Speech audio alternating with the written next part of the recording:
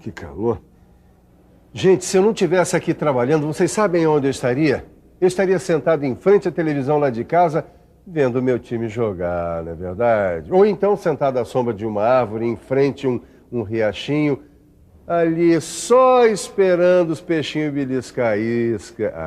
E é claro que, para completar, com uma latinha de bebida gelada que ninguém é de ferro, não é verdade? Que invenção maravilhosa que foi a lata, não é? Mas não é verdade? Ela é fácil de carregar, ela é prática, ela é leve, ela é resistente. Pois muito bem. A gente tem muita peça em alumínio aqui no almoxarifado. O alumínio facilitou muito a vida da gente na pescaria, no transporte, no trabalho, na construção civil. É só você reparar bem que você vai encontrar esse material ao seu redor, no seu dia a dia. Pois então, assista a nossa teleaula de hoje e você vai ficar um craque no alumínio. Esse material tão utilizado no mundo em que vivemos, que vai desde a trava da chuteira para jogar o seu futebolzinho até a embalagem do comprimido para dor de cabeça, que é para quando o seu time perder o jogo. Vai aprender a história da descoberta deste metal não ferroso no século passado. Vai conhecer a personalidade e as propriedades físicas e químicas que determinam sua densidade, resistência e condutibilidade. Vai perceber que é difícil imaginar como seria o mundo de hoje sem o alumínio.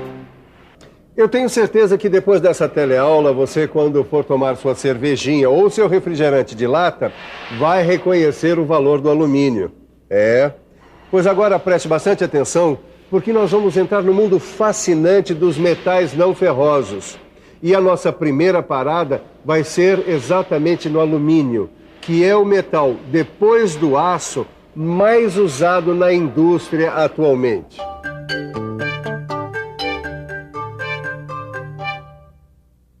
Quem diria, hein, Neuza? Que uma simples latinha de alumínio tem tanta história e tecnologia, hein? É verdade.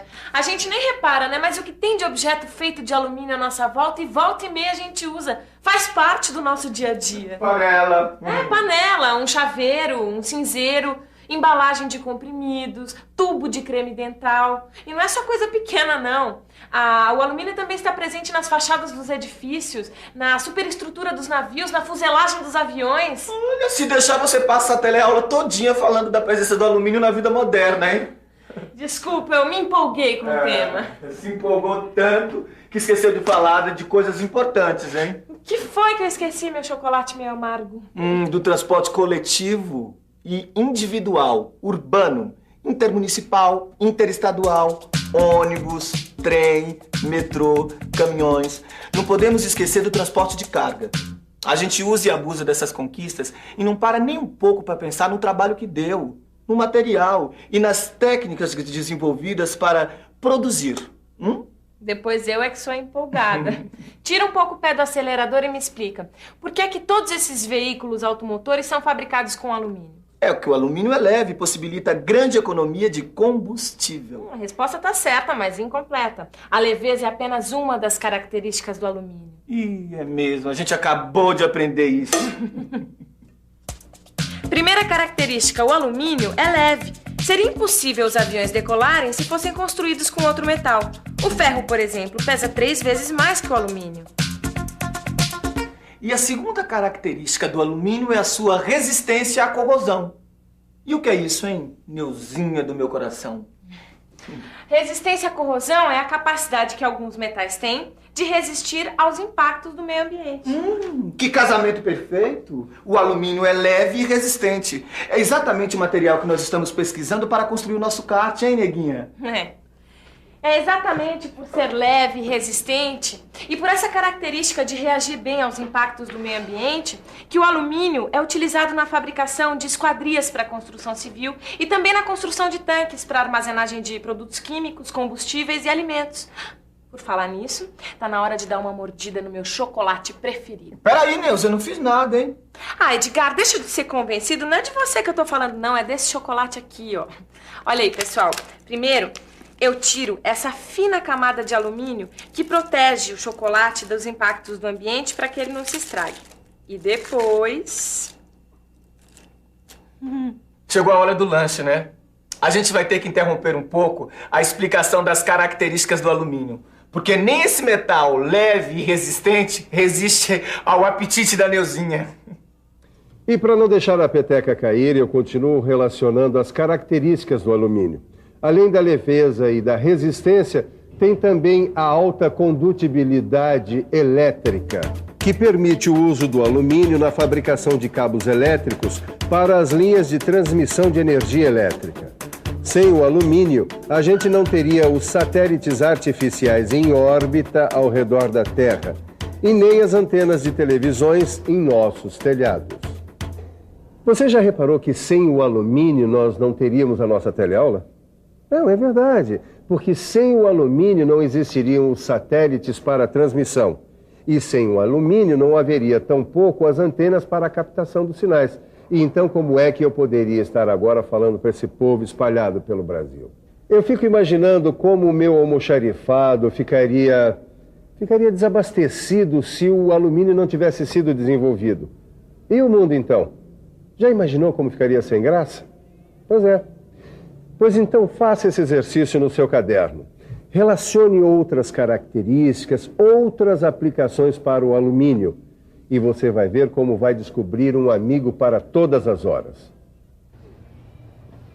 Alumínio. Esse é o assunto da nossa teleaula de hoje. Um metal não ferroso, leve, resistente à corrosão e bom condutor elétrico. Além das panelas que você tem na sua casa, o alumínio é muito utilizado como embalagem. Preste atenção. Da próxima vez que você for ao supermercado, você vai estar cercado de alumínio por todos os lados.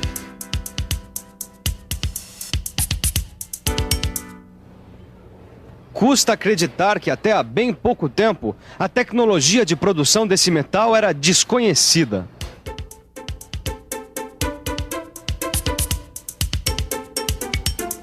Você gosta de subir esse monte de escada a pé ou você prefere os recursos da modernidade?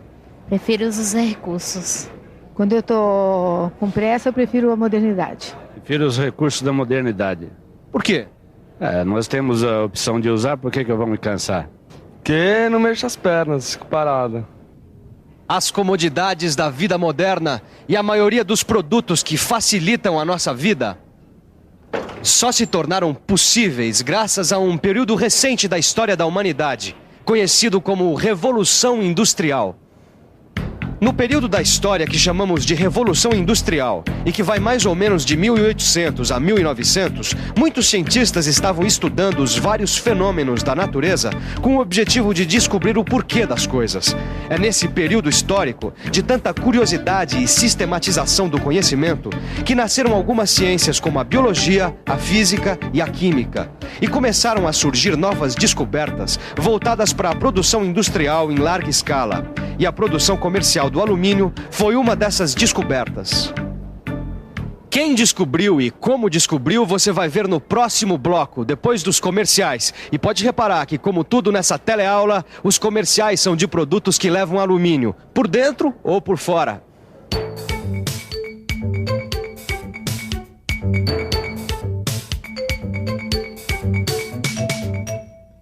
Bauxita. É esse o nome do minério da onde se extrai o alumínio. Não é um minério raro. A bauxita existe em grande quantidade na natureza. Cerca de 8% da crosta da Terra são constituídos de alumínio. O Brasil possui grandes reservas de bauxita. Recentemente, foi encontrada uma nova reserva no Rio Trombetas, no Pará, com 500 milhões de toneladas.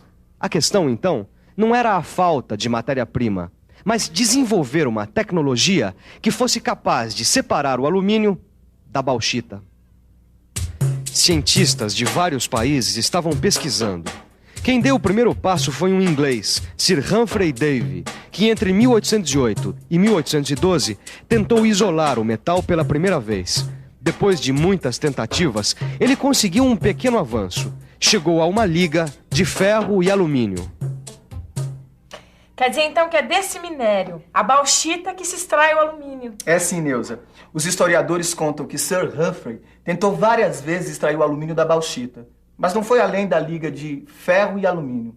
É que ele não fazia ideia da pequena descoberta que ele havia feito. Ele pensava que havia descoberto o óxido de um metal, Ao metal desse óxido, ele deu o nome de alumínio. Bom, pelo menos ele teve a honra de batizar, né? Eu gostei do nome que o Sir Humphrey escolheu. Aluminium. Sabe, eu gosto muito de pesquisar a história das descobertas. Eu me sinto, assim, um aprendiz de cientista. Eu acho que a gente devia escrever na lataria de alumínio do nosso kart o nome de todos os pesquisadores. Legal. O segundo passo importante foi dado por um físico e químico dinamarquês, Hans Christian Ørsted, 15 anos depois das experiências de Sir Humphrey. Ele também fracassou nas tentativas de separar o alumínio da bauxita. Sua grande vitória aconteceu em 1825, quando ele conseguiu separar o alumínio de seu óxido. Para isso, ele aqueceu uma mistura de potássio e cloreto de alumínio e depois separou o mercúrio resultante dessa mistura por destilação. Sir Humphrey Davy, Inglaterra. Hans Christian Ørsted, Dinamarca. Os 2 primeiros nomes que nós vamos colocar na carroceria do nosso kart. Olha, tá aqui. O dinamarquês Hans Christian conseguiu chegar a um composto de alumínio impuro, mas já garantiu seu lugar na galeria dos pesquisadores que entraram para a história. Quem será que deu o próximo passo, hein? Bom, eu já percebi que os cientistas não desistem facilmente. 30 anos depois, 1854, um cientista francês, Henri Saint-Clair Deville, aperfeiçoando o processo de mistura e destilação, conseguiu pela primeira vez obter uma pequena quantidade de alumínio com um nível de pureza de 97%. Mas foi somente em 1886 que 2 cientistas, o francês Paul Héroult e o americano Charles Martin Hall, trabalhando isoladamente, cada um no seu país, descobriram quase que ao mesmo tempo o processo de decomposição pela eletrólise. Vamos trocar em miúdos o que é eletrólise, para você ficar por dentro. Eletrólise é a decomposição de um composto químico por meio da passagem de uma corrente elétrica por uma solução. O processo de decomposição eletrolítica só foi possível com a invenção do dínamo elétrico, um aparelho como esse aqui. Esse processo, desenvolvido por Paul Héroult e Charles Martin Hall, é usado, basicamente até hoje, para extrair alumínio da bauxita. Eu nunca pensei que os cientistas tinham precisado pesquisar durante quase um século para conseguir extrair o alumínio da bauxita. Olha, Edgar, eu acho bom a gente chegar logo na versão final do nosso kart, senão só os nossos bisnetos vão poder dar uma voltinha nele. Meuzinha, você ainda não percebeu que um pesquisador não pode ser ansioso? Nem você, que vai ter que esperar até a nossa próxima teleaula para conhecer o que tornou economicamente viável o processo de utilização do alumínio na indústria. Agora é hora da revisão. E atenção, se liga aí, que é hora da revisão. Você aprendeu na teleaula de hoje a importância do alumínio no nosso dia a dia. Viu também as suas características mais importantes: densidade, resistência e condutibilidade elétrica. E como essas características são utilizadas na habitação, transporte, comunicação, abastecimento. Bom, pessoal, o expediente está acabando. Agora, amanhã mesmo eu vou falar com o nosso diretor para conseguir uma das novas maravilhas do alumínio, um ventilador. Porque com o calor que está fazendo, esse almoxarifado aqui vira um forno. A nossa teleaula está acabando e agora você pode ir até a sua geladeira, abrir uma lata bem gelada de cerveja ou refrigerante. Você merece. Saúde e até amanhã.